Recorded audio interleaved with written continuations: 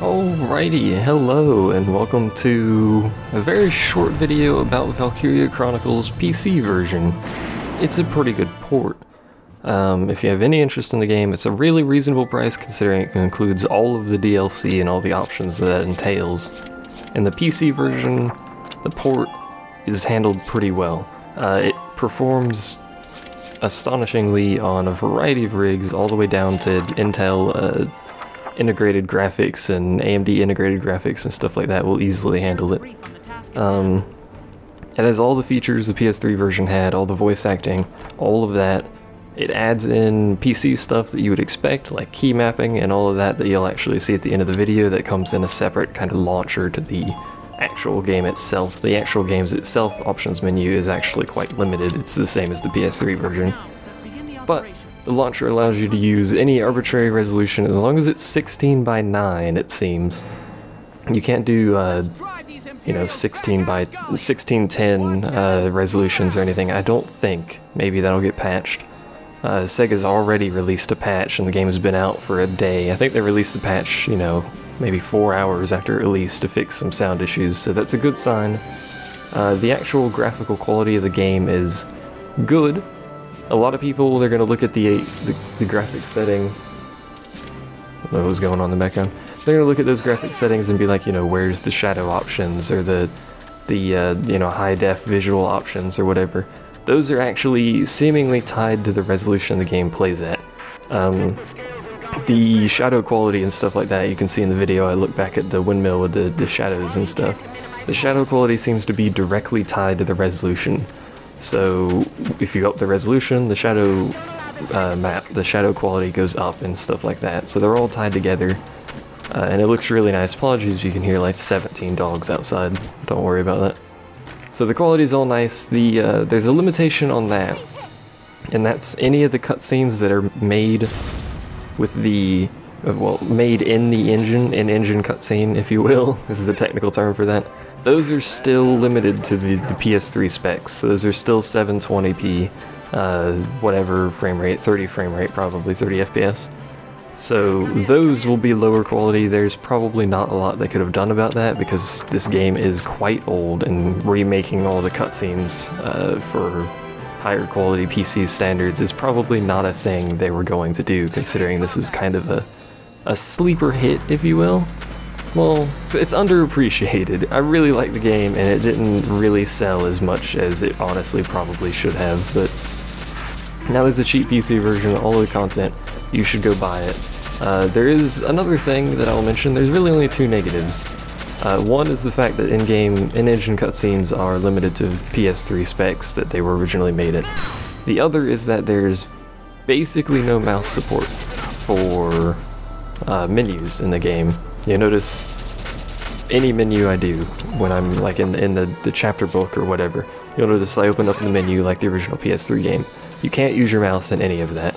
The CP like overview tactical map, you can use your mouse in that. You'll see me wiggle it around earlier in the video.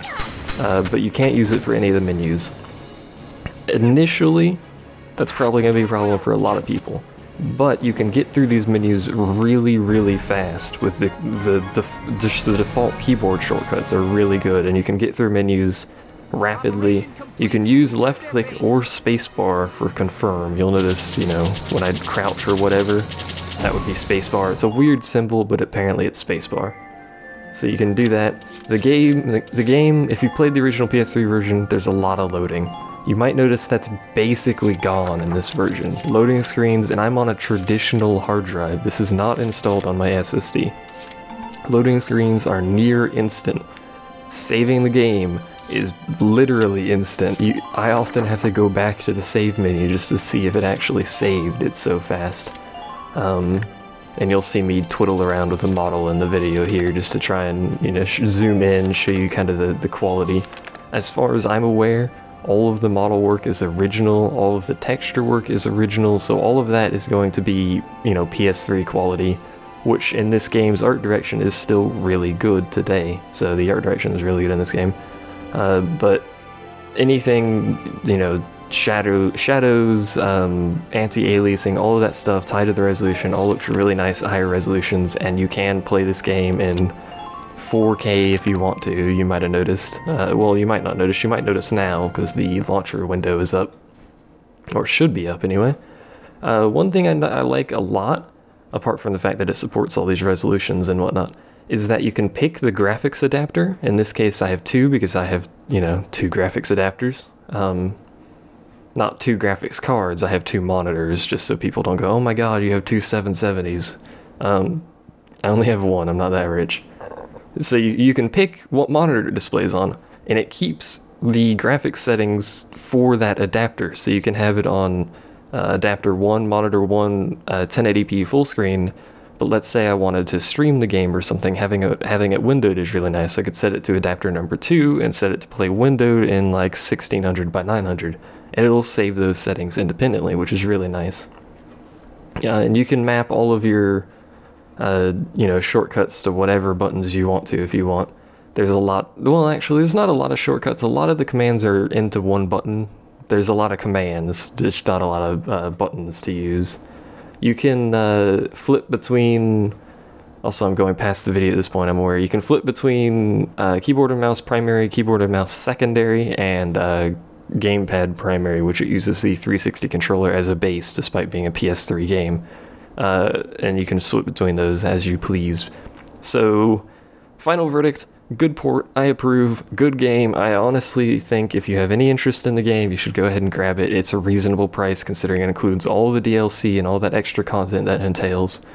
And it's a really quality port, and I think we should, you know, be happy that Sega put a quality port out when we have Square Enix putting out all this bollocks at the moment. Anyway, let's not get too deep into that. Thanks for watching. I went a bit longer than the actual video in the background. I apologize. Thanks for watching. I'll see you next time.